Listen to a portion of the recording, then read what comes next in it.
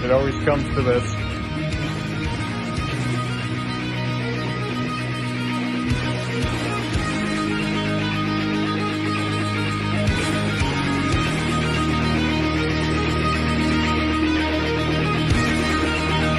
More nice shit.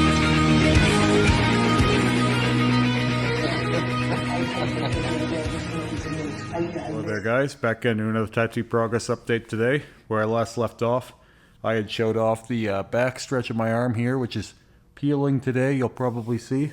I haven't put any lotion on this since about around 4 o'clock, 4:30 in the morning, so it hasn't faded much, if any, so that's good.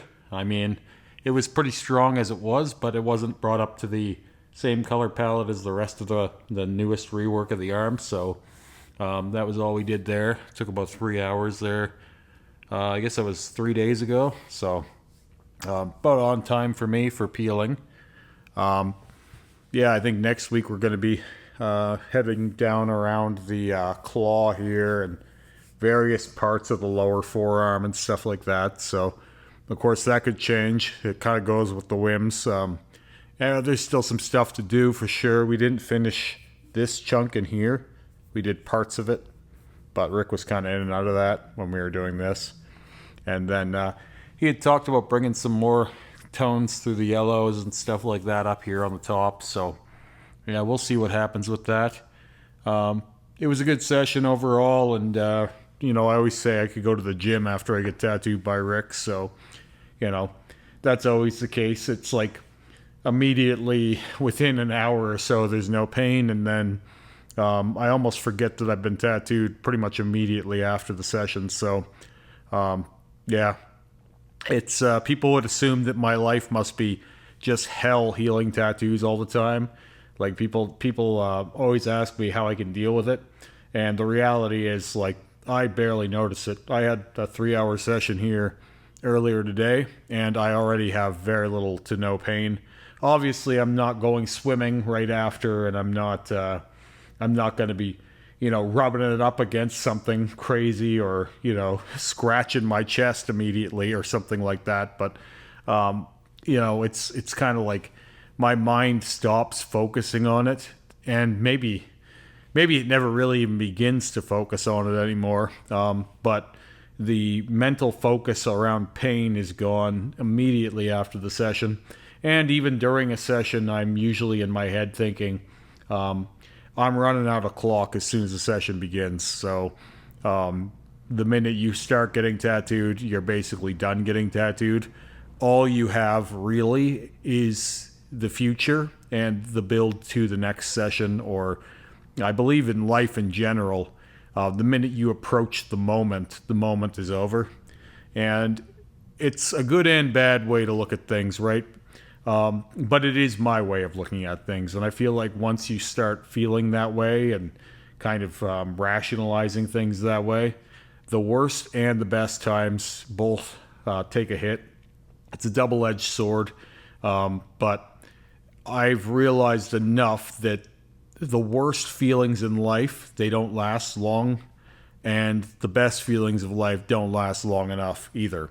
So, for example, I've told this story on here before, but on my wedding night, I was giving a speech, and it was a big speech. It was everybody went up, did their speeches, and I went up last, and obviously addressed my beautiful wife and how proud I was to be getting married, and I want to say our 8-year wedding anniversary is coming up soon. With that said, it was the greatest moment of my life, and that night was the best night I'll ever have. And if you were to write a Disney movie, I would probably tell you to roll the credits there. But obviously that's not what happens. You go on and you try and create more good experiences and even more good memories. But like, if I was writing the story of my life to that point, that would have been the climax, and for all kinds of reasons. And I just remember thinking, like, while I was giving the speech, that this was already behind me. And it's a sad thing, but you can't not feel that way when you understand that, yes, we do live in moments, but they never last that long. Now, I would say that's been a superpower for me because that is what's playing in me during the worst physical pains, as well as some of my worst emotional pains as well in my life, which I am fortunately on the other side of. That has been accompanying me for a very, very long time, and at times more so than others. And it is I wouldn't say maybe Buddhist, but it is a very, it's a very sober approach to life, right? It's like you don't make too much of anything.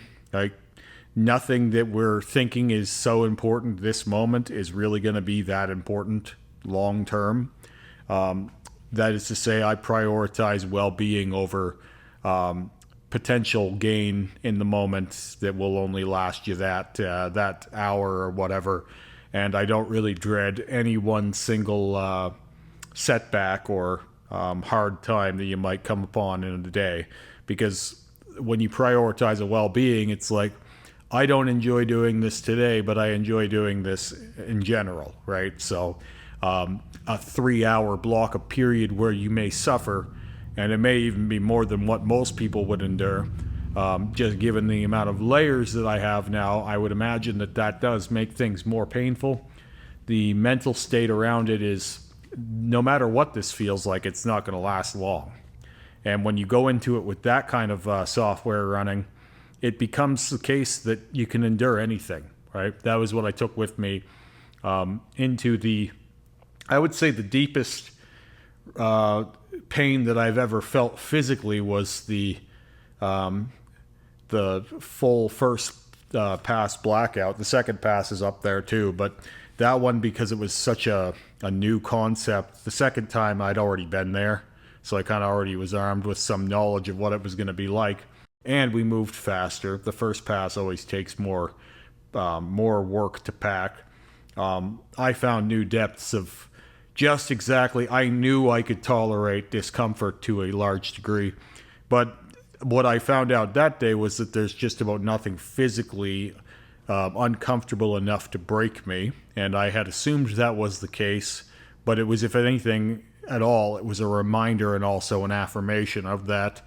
And I feel like if most people could get their mind around the fact that they're not going to be in this state that they're in today forever, it would be sobering, right? It would put perspective in place.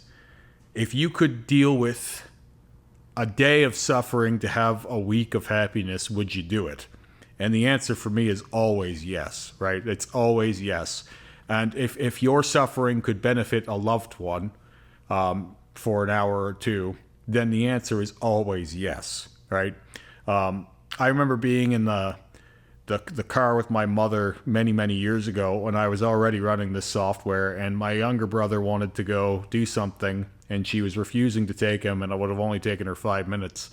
And I was already fairly mature at this point, and I said to her, for the 5 minutes it's going to cost you to do that, it's going to make the world a difference to him for the rest of the day. How is this not a worthwhile trade-off for you? And this is how I've lived my entire life. And it's worked out pretty good for me because, for example, when I was very young and saving up to buy my house, I traded a rough year or two of my life to ensure that the rest of my life would be much easier. And now I've owned that house for around 15 years. If I hadn't have dealt with that year or two of discomfort, I wouldn't have had the prosperous 15 years that I've had. And I wouldn't have the leverage to be thinking about having a second house today, which is what my wife and I are going to be doing soon. We're working on it for a while, but we're going to own our second property soon. So sometimes in life, you're trading the worst moments of your life or some of the worst pains you felt for a fortuitous or better future. And I feel like a lot of people, they want it the other way around. And this is where we have these layaways, and you even see hoodies on subscriptions and shit like this. People want their candy beforehand. They don't want to put the work in. They want to immediately arrive at the happy point, and they don't care if they have to suffer later because that's a problem for tomorrow. I have done the exact opposite of that in every part of my life. It's always been sacrifice today for the payoff tomorrow. That's been how I've lived my entire life. And that hasn't been built in getting tattooed all the time, but it has helped that, right? So that was there beforehand, and tattooing it has probably strengthened that, the ability to trade the momentary happiness for the long-term gain, because I actually don't think that I'm physically tougher than anyone out there, because some people have posited that I may have some superhuman or no pain receptors, or an inability to feel pain the way that other people do. I don't think that any of that is true. I don't think that we get to choose that either. I think what is true is you can be mentally endurant and physically detached, but you can't not feel it. For example, today I had another big session on my chest, and now my nipples have been worked on 10 times, not fully saturated 10 times. They've been fully saturated 8 times, and they've been worked on another 2 times since now with the red touches. And I didn't want to do a full nipple blackout or red out, and it wasn't because, oh, that's going to hurt. It was because I already know that doing that is going to be more on my well-being than that moment, right? So it's going to take me probably 5 to 6 passes of red over black to saturate that, and I'm not really willing to do that in my big picture. So for the same reason I'm not doing color on black finger tattoos, I'm not doing color on black nipples, but we did do a lot of the areola. And I can tell you for a fact that this was no less painful for me than it's ever been, but it was easier for me to endure than it has been, because I built so much comfort in discomfort, and tolerance to exactly what this feels like is more mental than it is physical. And you can't ever wall up entirely, right? So no matter what you want to say about how this may or may not felt for me versus how it would feel for you, I'm telling you that this is a game of mental toughness, not physical toughness. Now, with regard to how it looks, this is kind of what this is probably going to heal similarly to the last pass of red I did here a few weeks ago. How that looked fresh is what this is going to look like healed. And that's kind of what I wanted. If that pass had have healed the way I wanted it to, when we did it last time, we wouldn't have done another session on it. But it didn't, so we needed to pack it a little more, where before it was more streaky red. Now it's fully packed and more black was added. So again, I don't even know how many layers this is. I believe some of these parts on my chest have been tattooed probably around 40 times, no embellishment. And I have felt every one of those sessions. But to me, if it's worth it, it's worth it. So I wanted to do this, and so we did this. I was actually thinking about doing another pass on the eye as well today, but it was done 3 weeks ago, and I feel like I could use a little more time in the oven before we do the third pass on it. Second pass was good enough for now, so I didn't feel we needed to do it immediately. But I am liking how this looks fresh. However, it's too much fresh, and I know that it will be better when it's healed. It's just a little bit more... It's a little redder than I expect it to be or want it to be, and it will dull down like everything else with the passage of time and the healing of the skin. So it's not as alarming to me knowing that, but it is very bright right now. So being that this is over all kinds of blue, purple, white, black, and everything else, it's probably going to heal with some variation, which would mean that if anything, it might be a quick touch-up, but I'm not expecting a full second pass of the red. And I also don't expect to bring it down too far onto my ribs and sides and stomach, simply because I don't really want to invalidate the dominance of the tentacles on my sides and stomach.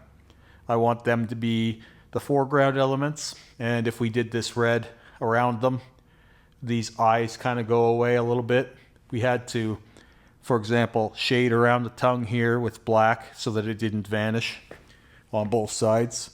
because if we had to just ran red right up into that line, well, it doesn't look that much different than the tongues. So everything is very, very delicate balance now, same as the yellow outlines. Terry was kind of walking a tightrope doing this, so you couldn't really just get in there and go hog wild because there's so much shit to work around, right? So, you know, it's a delicate process. And this was all done with an 11 mag on its edge, for anyone curious. But as I said, I don't believe that we will be doing the same down in through here.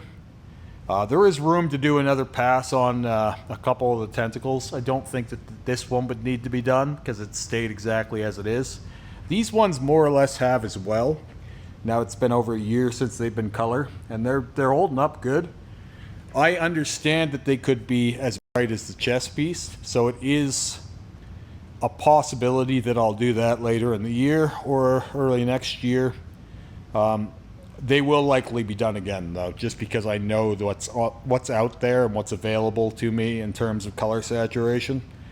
So, other things that are going to go again, when we hit the eye in the center here, we're going to do this portal eye again. Now it's been over a year, and it's very well settled. Terry's also packing color at a higher level, so it's worth a shot to go again on the portal eye, and we'll hit those both at the same time. I also do plan on updating the color in the center here, which has been many, many different colors.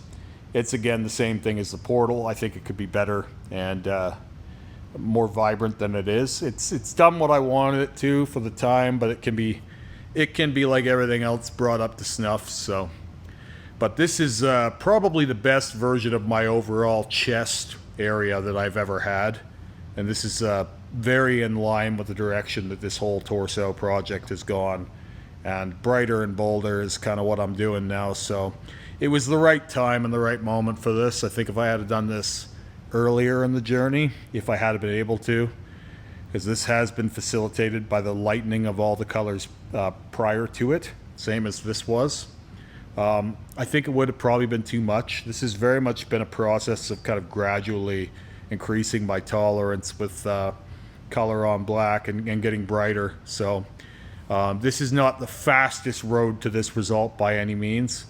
You can see that in particular with the red spots on my torso, where those have been that bright for years, and it didn't take long to get there. This was built up over time, more so because my tolerance was built up over time for just how bright we could make these things. Early on, my idea for color on black was to stay fairly dark, and as time has gone on, I've increased the brightness overall leaps and bounds. So anyway, with all that said, I will be talking to you guys here again soon when I have another session with Rick. Have a great day.